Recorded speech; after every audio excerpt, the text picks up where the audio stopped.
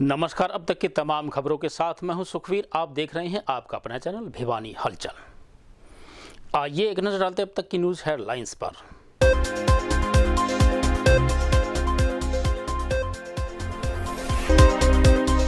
जिले में ठीक हुए 55 कोरोना पॉजिटिव, एक्टिव केसेस की संख्या हुई 866।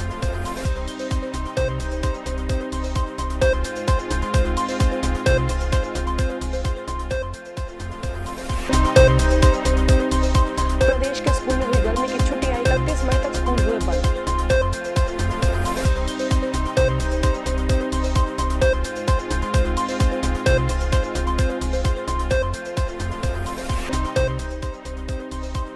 भिवानी में धूमधाम से मनाई गई रामनवमी। मंदिरों में भगवान राम को किया गया विशेष श्रृंगार और लगाया गया भोग।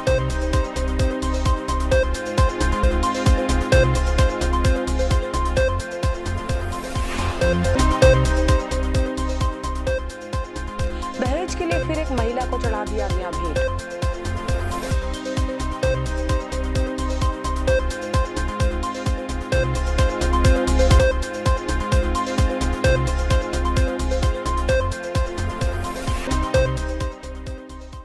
विधायक घनश्याम सराफ पहुंचे गांव सांगा। राष्ट्रीय ग्रामीण रोजगार योजना के तहत बच्चों को देंगे काम।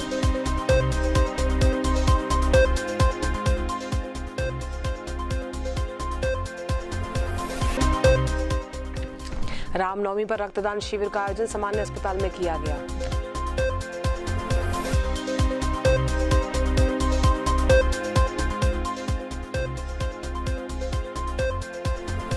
और अब खबरें विस्तार से। बुधवार दोपहर तक मिले आंकड़ों के अनुसार भिवानी में 55 मरीजों के ठीक होने के बाद एक्टिव केसेज की संख्या 866 हो गई है। इस बारे में सीएमओ डॉक्टर सपना गहलोत ने बताया कि यदि हमें कोरोना महामारी से बचना है तो शीघ्र कोरोना का टीका लगवाना होगा और जिसका कार्य दिन प्रतिदिन बढ़ता ही जा रहा है। जिले में कोरोना पॉजिटिव मरीजों की संख्या का ग्राफ दिन प्रतिदिन बढ़ता जा रहा है। बुधवार दोपहर खबर लिखे जाने तक 55 कोरोना पॉजिटिव ठीक हुए, जबकि कोई नया मामला सामने नहीं आया। इसी के साथ कोरोना पॉजिटिव के एक्टिव मामलों की संख्या 866 हो गई, जबकि कुल मामले 7,759 बताए गए, जिनमें से 6,731 ठीक हो चुके हैं। कोरोना महामारी के बढ़ते कहर को देखते हुए शिक्षा मंत्री कंवरपाल सिंह ने प्रदेश के सभी स्कूलों में ग्रीष्मकालीन अवकाश की घोषणा की। बुधवार को अपनी घोषणा में उन्होंने निजी व सरकारी स्कूलों की 31 मई तक अवकाश किया। वहीं उन्होंने कहा कि इस दौरान बच्चों के साथ साथ उनके अध्यापकों का भी अवकाश रहेगा और वो ऑनलाइन पढ़ाई करवाएंगे। कोरोना के बढ़ते मामलों को देखते हुए हरियाणा सरकार द्वारा कल से लेकर 31 मई तक के लिए छुट्टियां घोषित कर दी गई हैं। प्राप्त जानकारी के अनुसार बच्चों की सुरक्षा को देखते हुए पहले स्कूल बंद करने का फैसला लिया गया था। ऐसे में अध्यापकों की सुरक्षा को भी जिम्मेदारी समझते हुए गर्मी की छुट्टियां एडवांस में कर दी गई हैं। वहीं 12वीं की परीक्षाओं को लेकर अभी कोई फैसला नहीं लिया गया है कि परीक्षाएं ऑनलाइन होंगी या ऑफलाइन।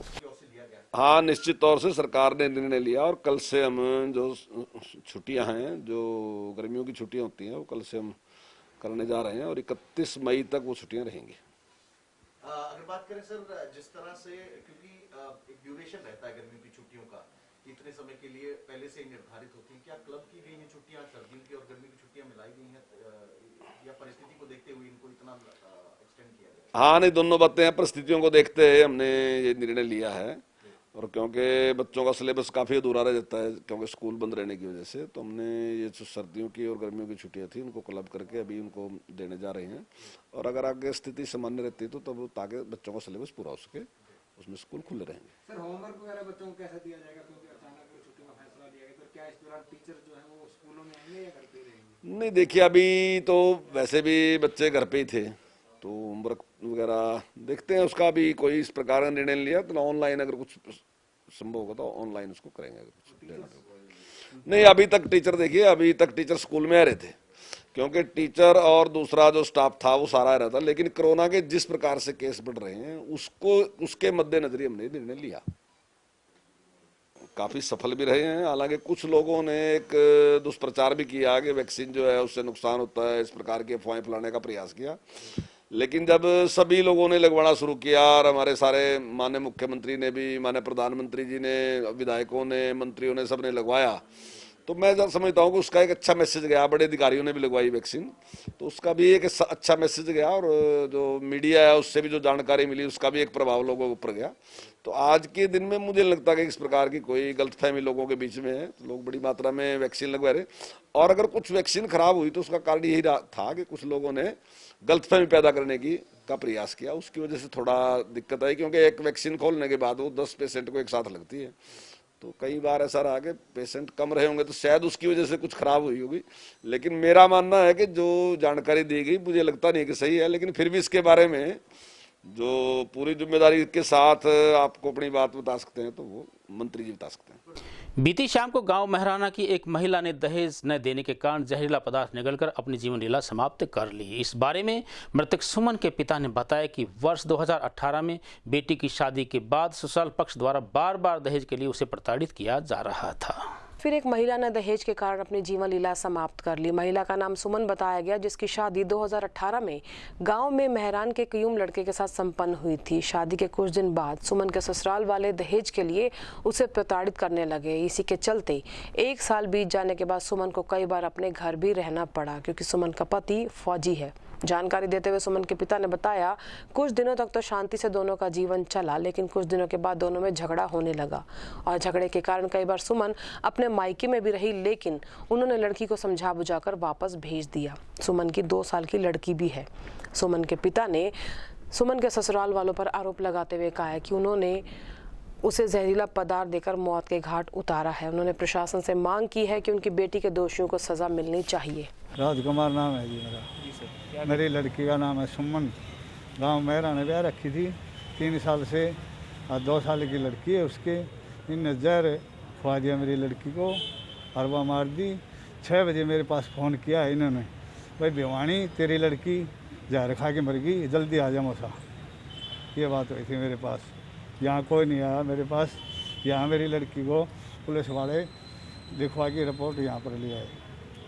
मेरी लड़की को इंसाफ मिलना चाहिए, मैं ये इसे प्रार्थना करता हूँ। बुधवार को चैत्र नवरात्रों के समापन व रामनवमी के अवसर पर भिवानी के मंदिरों में मां दुर्गा व भगवान राम की धूमधाम से पूजा अर्चना की गई। इस अवसर पर हनुमान जोड़ीधार मंदिर महंत चरणदास महाराज ने मर्यादा पुरुषोत्तम राम को हिंदू धर्म में आस्था का प्रतीक बताया। आज चैत्र नवरात्रि की 9वीं तिथि है। इस दिन मां दुर्गा के 9वें स्वरूप की पूजा की जाती है और साथ ही पुरुषोत्तम राम की भी पूजा की जाती है। इसे रामनवमी के नाम से भी जाना जाता है। ये हिंदू धर्म का एक पावन त्योहार है। इसी अवसर पर आज भिवानी के हनुमान जोड़ीधार मंदिर में भगवान श्री राम को फूल मालाएं अर्पित कर विशेष श्रृंगार किया गया और भगवान राम को हलवे और लड्डुओं का भोग लगाया गया। और कोरोना काल को देखते हुए मंदिर में किसी बड़े आयोजन को नहीं किया गया। महंत चरणदास महाराज ने बताया कि भगवान राम हिंदू धर्म की आस्था के प्रतीक आधार हैं। रामनवमी का पर्व बहुत ही हर्षोल्लास के साथ राम भक्तों के माध्यम से हिंदू धर्म की आस्था के प्रतीक हैं, आधार है हमारी संस्कृति के। भगवान राम को मानने वालों की कोई तादाद विश्व में कम नहीं है। बाकी हम ये जानते हैं कि भगवान राम ने युगों पहले अन्याय, अधर्म, इस प्रकार की जो बातें थी उनको नाश करके धर्म की स्थापना की थी। आज भी उसी बातों की ज़रूरत भी है। आज भी हम अपने जीवन में आसपास कहीं भी देखते हैं तो अन्याय नहीं होना चाहिए, अधर्म नहीं होना चाहिए। यदि हम इसमें कहीं न कहीं शरीक हैं तो हम मानते हैं कि धर्म की स्थापना हो रही है। तो भगवान राम हमारे आराध्य भी हैं। भगवान राम को हम लेकर के अपने जीवन में कहीं न कहीं अपने बदलाव भी लेकर आते हैं, हमारी संस्कृति को बढ़ाते भी हैं। तो इसलिए हम भगवान राम नवमी के इस पावन पर्व की सब देशवासियों को शुभकामनाएं हैं, बधाई हैं, और भगवान राम के प्रति हमारी निष्ठा आस्था सदा बनी रहे। वहीं राष्ट्रीय स्वयंसेवक संघ व विश्व हिंदू परिषद के तत्वावधान में स्थानीय ब्राह्मण धर्मशाला में वैक्सीनेशन शिविर का आयोजन किया गया, जहां पर 300 से अधिक लोगों को टीके लगाए गए। वहीं शुभ अवसर पर राष्ट्रीय स्वयंसेवक संघ की योजना से विश्व हिंदू परिषद के तत्वावधान में दिनोद गेट स्थित ब्राह्मण धर्मशाला में कोरोना महामारी से बचाव के लिए वैक्सीनेशन शिविर लगाया गया और बजरंग दल के तत्वावधान में हलवास गेट स्थित लिटिल हट स्कूल में भी शिविर लगाया गया।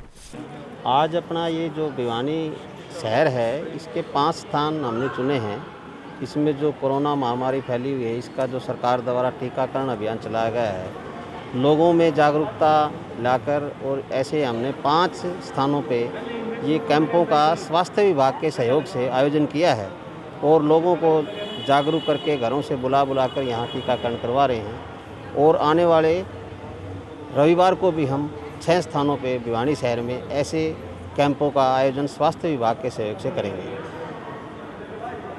मेरा नाम डॉक्टर BK अरोड़ा है और आज हम लिटिल हार्ट स्कूल में वैक्सीनेशन का कैंप लगा रहे हैं और इसमें कोविशील्ड की फर्स्ट और सेकंड डोज दी जा रही है।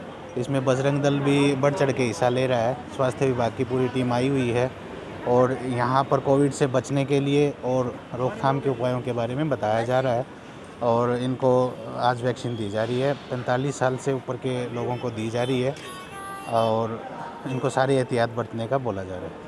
तो क्या कहना चाहेंगे आम जनता से, क्या अपील करना चाहेंगे? आम जनता से अपील करेंगे कि 45 साल के ऊपर जितने भी लोग हैं इसमें बढ़ चढ़ के हिस्सा लें और अपनी वैक्सीन लगवाएं और जल्द ही सरकार 1 मई के बाद 18 साल से ऊपर के सभी लोगों को भी ये वैक्सीन देने जा रही है।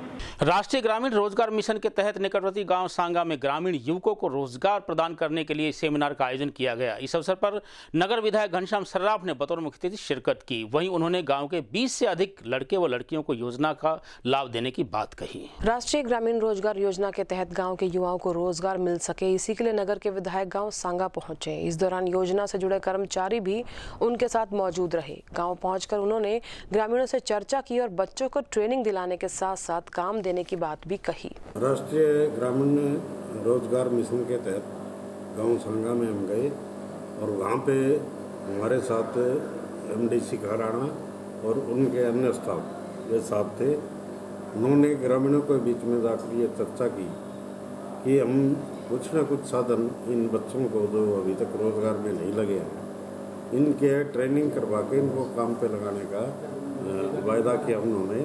और करीब 20 लोग वहाँ पे लड़कियाँ भी और लड़के भी उसमें तैयार हुए। उनकी लिस्ट बनी और मैडम ने ये कहा कि उनको अगले हफ्ते में बुला के और सबको काम देने का, उनको ट्रेनिंग करके काम देने का आपके सामने बयान करती हूँ। और ये योजना हमारे जो चंडीगढ़ मैडम CCF थी पहले, आजकल वो चेयरमैन है इस विभाग की और इसमें DD दीनदयाल उपाध्याय जी की योजना और एक PM साहब की योजना, इनके तहत राष्ट्रीय ग्रामीण रोजगार मिशन की शुरुआत हमने गांव से। बुधवार को सामान्य अस्पताल परिसर स्थित ब्लड बैंक में रक्तदान शिविर का आयोजन किया गया। इस अवसर पर ब्लड बैंक द्वारा B पॉजिटिव ब्लड के अभाव के चलते रक्तदाताओं ने रामनवमी के अवसर पर अपना रक्तदान किया। आज रामनवमी पर एक रक्तदान शिविर सिविल अस्पताल के ब्लड बैंक में आयोजित किया गया।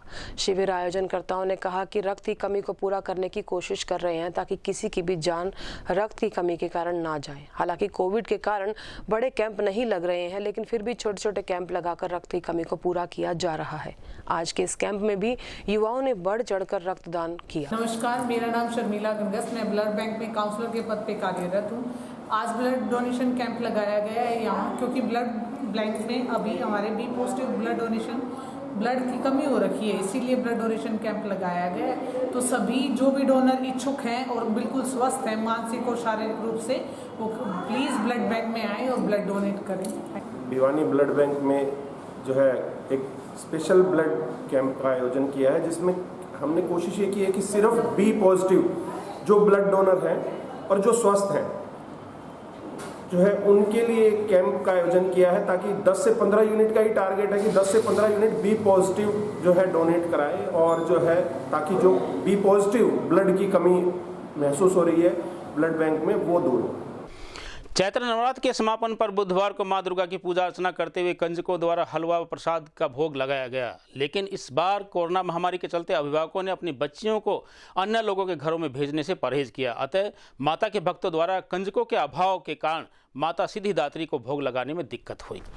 मां दुर्गा की पूजा के साथ आज कंजक पूजन किया गया। महिलाओं और श्रद्धालुओं ने घरों में ही कंजक पूजन किया। कंजक पूजन के लिए सुबह सवेरे ही तैयारियां हो गई थी, लेकिन कंजक लाने में लोगों को खासी परेशानी हुई। कोरोना के वायरस के बढ़ते अतिक्रमण के कारण बच्चियों को लोग नहीं भेज रहे थे, तो कुछ अन्य कारणों से अधिकांश ने अपने घरों में ही पूजा की।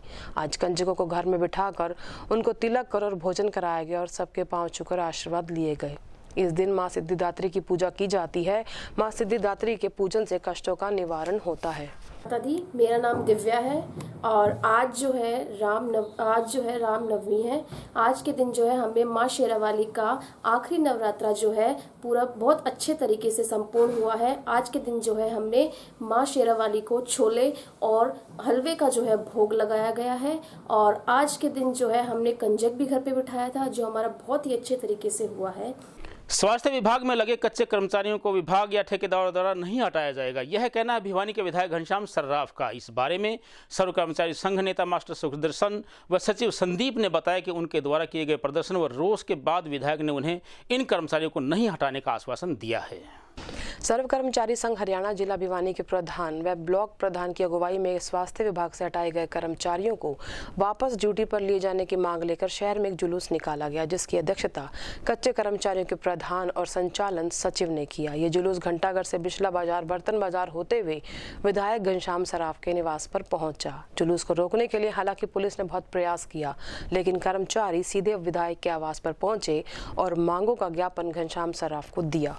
कहना चाहता हूँ कि कोई भी आउटसोर्सिंग के जो कर्मचारी हॉस्पिटल में या अन्य जगहों पे लगे थे, CHC PHC में, उनको हम नहीं चाहते कि उनको हटा के दूसरे आदमी उनकी जगह रहे, क्योंकि इन लोगों ने कोविड के अंदर भी काम किया है। मैंने देखा है एक को, और प्रत्येक कर्मचारी इसमें अपनी ड्यूटी कर रहा था।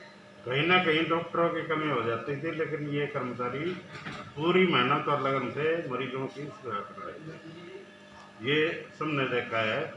इनको हटाया नहीं जाएगा। कोई भी दिक्कत आएगी तो ठेकेदार से और मंत्री से बात करके हम इस बात को ठीक करने का काम करेंगे।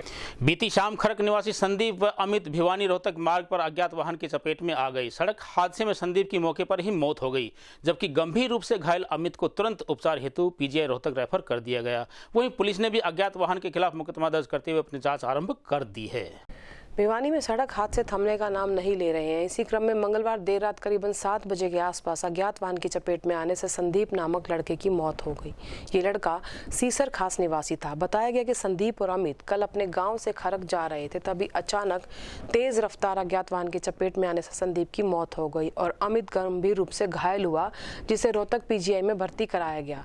सूचना पाकर परिजन मौके पर पहुंचे और मृत अवस्था में पड़े संदीप को उठाकर भिवानी सामान्य अस्पताल लेकर पहुंचे। पुलिस को सूचना मिलते ही पुलिस ने प्राथमिक जांच शुरू कर दी है। गांव सीसर निवासी हूँ जी, सरपंच का पिताजी हूँ और ये लड़के मेरे गांव से चल के खरक जा रहे थे। किसी अज्ञात वाहन ने टक्कर मारी तो एट ए टाइम एक हो गया, एक सीरियस है। क्या नाम था सर इन दोनों का? एक का तो अमित है, एक का संदीप है। और साल की उम्र थी? ये 22 से 1 साल का है। तो परिवार की क्या स्थिति है, क्या काम करते हैं? परिवार गरीब है जी, मेहनत मजदूरी करते हैं। 2 दोस्त थे, सीसर खास के रहने वाले थे। एक संदीप था और एक उसका दोस्त था अमित, जो अपने गांव से अपने दोस्त से मिलने के लिए खरकला जा रहे थे, जहाँ किसी अज्ञात वाहन ने उनको टक्कर मार दी और संदीप की मौके पर मौत हो गई और अमित जो है वो अभी गंभीर हालत में है, जो PGI रेफर है। और अब चलते चलते फिर से एक नजर आज की न्यूज हेडलाइंस पर।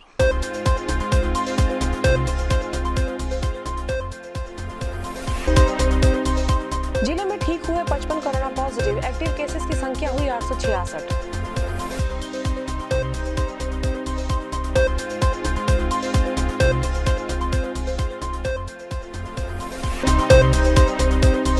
प्रदेश के स्कूल में हुई गर्मी की छुट्टियां, 31 मई तक स्कूल हुए बंद।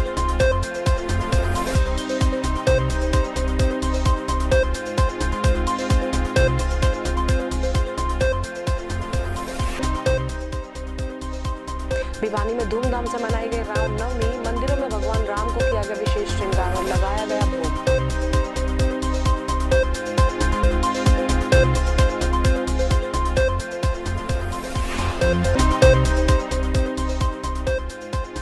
दहेज के लिए फिर एक महिला को चढ़ा दिया गया भेंट।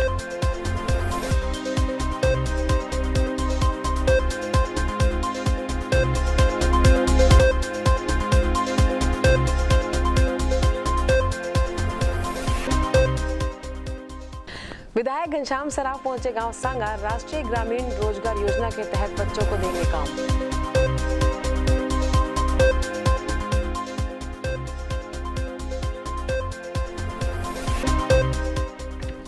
रामनवमी पर रक्तदान शिविर का आयोजन सामान्य अस्पताल में किया गया।